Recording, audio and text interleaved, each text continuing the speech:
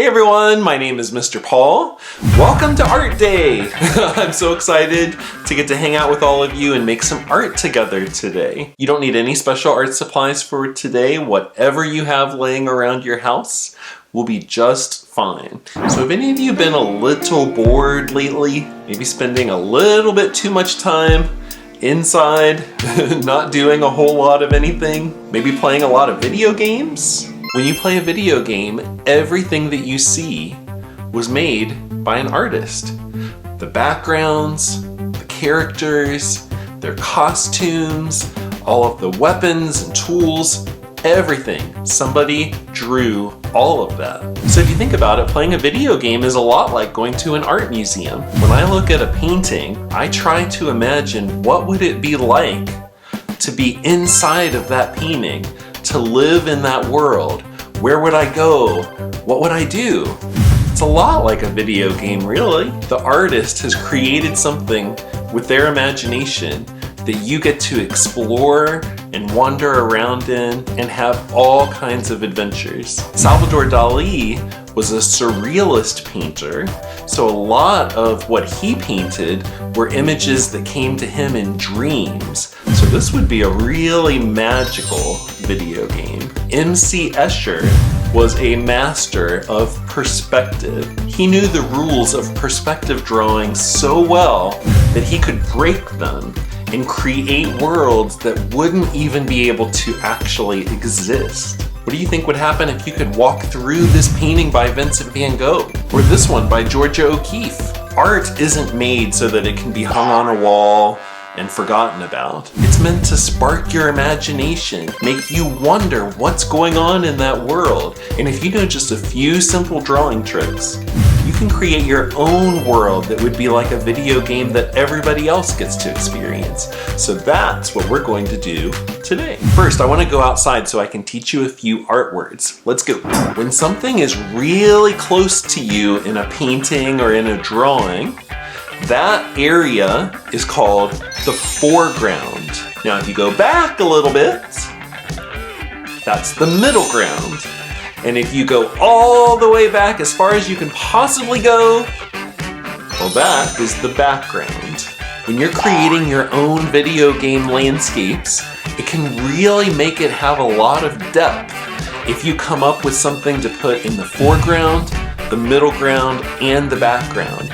It takes a flat piece of paper and makes it feel like you could just walk right into it. Okay, get a pencil and paper and a ruler if you have one. If you don't, that's okay. I'm going to teach you a few tricks about perspective drawing. To start with, draw a line that goes all the way across the paper horizontally. If it's not perfectly straight, that is okay. So to the untrained eye, this looks like just a line on a piece of paper. But if you use your artist's imagination, you know that we're actually looking at a landscape already. This line that you've just drawn is called the horizon line. That's the line where the ground meets the sky. So look at your paper and imagine that the area below the line is the ground, and the area above the line is the sky. All right, now we're going to draw a dot right on the horizon line. Try to get it somewhere around the middle if you can. This is called the vanishing point. As things go further and further into the background, they get smaller. So now we're going to draw a road, and I'm going to show you how to make it look like it goes back in perspective. So draw two lines for me that connect at the vanishing point. Just like that. It sort of looks like a big triangle. But if you imagine that you are standing right there in the middle of it looking back, now it's a road going back into the distance and disappearing at the horizon line. See, if you drew a tree right here in the foreground, that same tree in the background would be so much smaller. That's not because the tree's shrinking. That's because things get smaller as they get further away from us. Okay, now let's draw a rectangle. I want to show you how you can make it look like it's going back in space too. So first just draw a normal rectangle, and then we're going to connect the three corners that are closest to the vanishing point.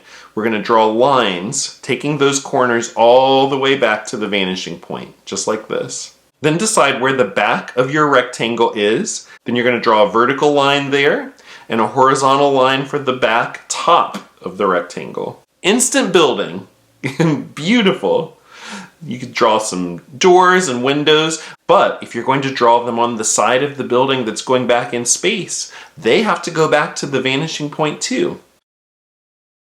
Let's do another one now, really small, all the way back in the distance. And maybe we'll do a little divider line on the road too. So connect 2 lines back to the vanishing point and then draw all the little dashed lines, and they will get smaller as they go back in space too, see? Look at that, it's just like magic. With a few lines, you took a flat piece of paper and you made it feel like we could walk right into it.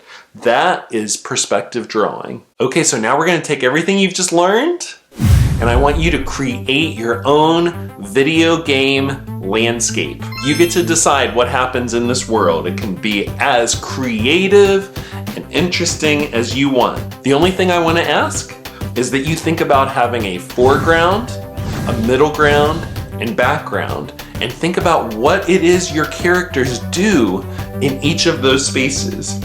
So I'm not going to draw a straight horizon line. I'm actually going to make this landscape a little bit more hilly. I'm going to make a few different sections here in the front so that our character has a little work to do to get all the way through this world. And then we'll put a big tree here in the middle ground. I think I'll put a door on it, a little window, make this kind of like a little fantasy land. Here in the middle ground, I'll put a path too for our character to have to follow. And some plants, some mushrooms, some flowers. But then I think when we get back to the background, I want it to turn into like a candy land. I'll just put all kinds of fun candy shapes back there.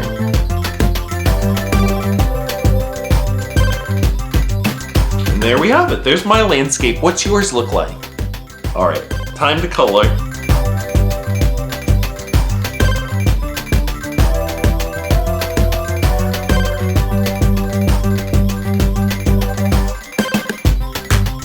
I like to cover the whole paper with color first and then go back and add details. So I'm going to use my magic markers to get it all covered and then go back with my colored pencil and add some outlines and some texture and some little fun details.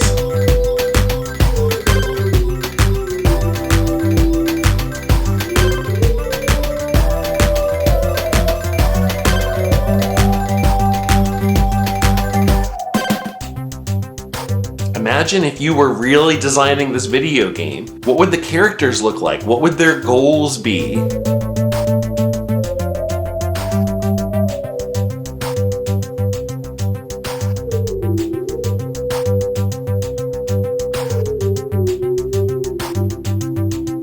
Ta-da! There it is! There's mine!